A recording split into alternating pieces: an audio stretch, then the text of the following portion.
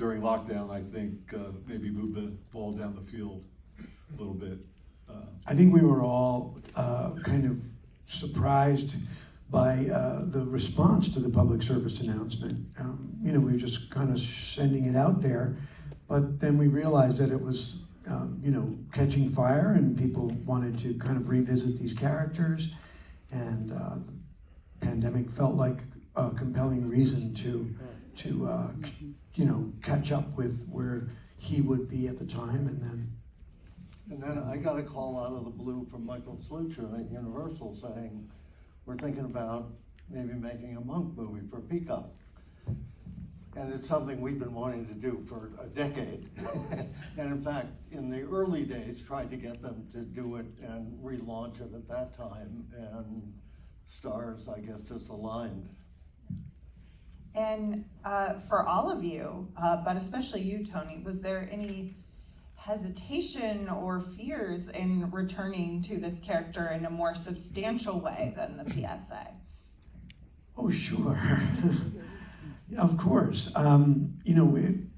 We wrapped the show in '09, and a lot of time passed, and a lot of other projects we've all been involved with. Not me. And most of us have been involved with. And I wasn't really 100% convinced that it was the moment. But then Andy came in with such a great pitch, such a great treatment, and we all felt that it was the right time and the right idea, and we just jumped in. We all had to jump in. And did one of you or the production have the brown suits in storage, or did you have to make them from scratch? No, we had to make them again. Yeah, we started From over. scratch. It's 14 years. I don't know, maybe Andy had it in his closet all that time. You could pick it up on eBay probably, if I had it. Andy's probably a hoarder, though.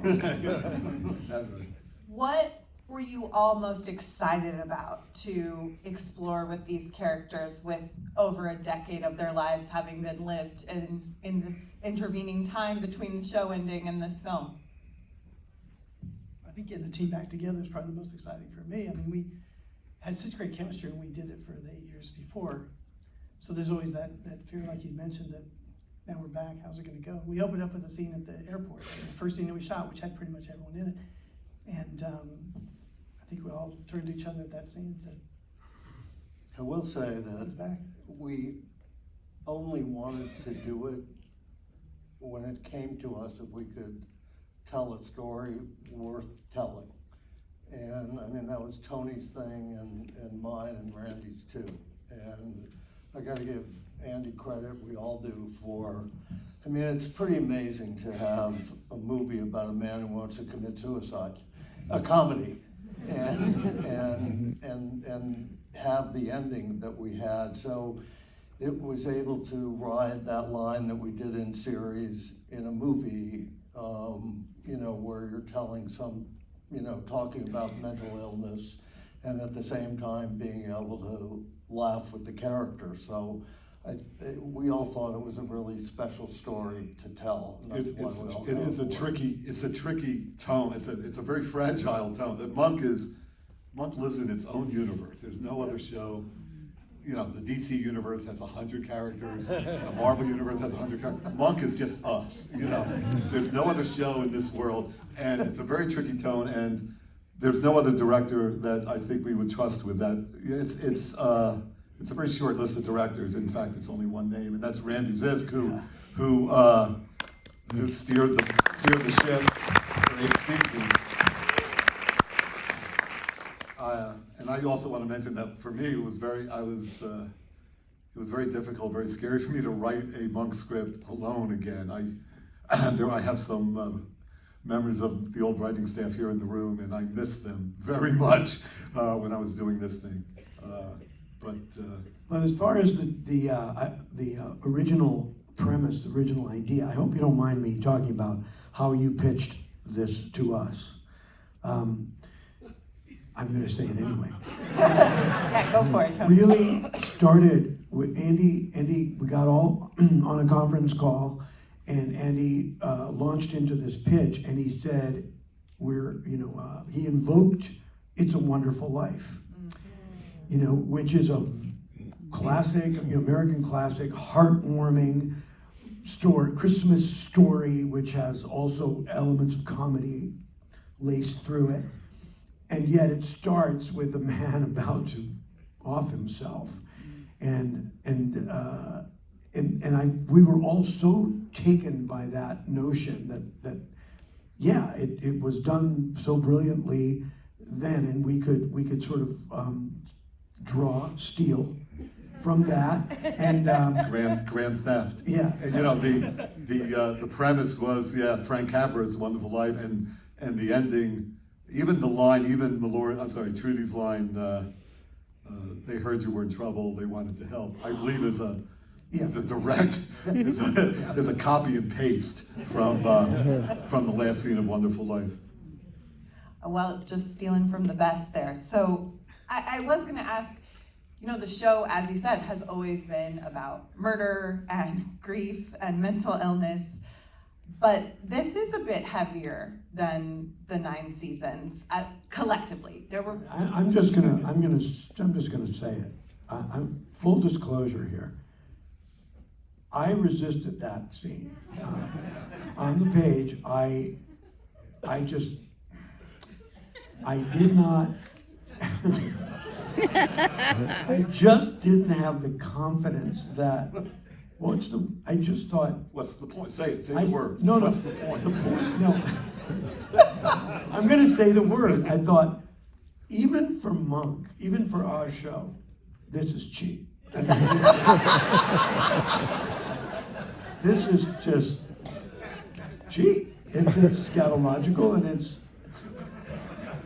and I have to tell you, once we did it and we started seeing the dailies and editing it, it became like my favorite sequence. Yeah. I thank you. Oh, thank you. Well, we'll might be too early to thank me, but And I'm gonna now put in all my future jobs, I'm gonna have it in my contract that there has to be dog poop in it. yeah.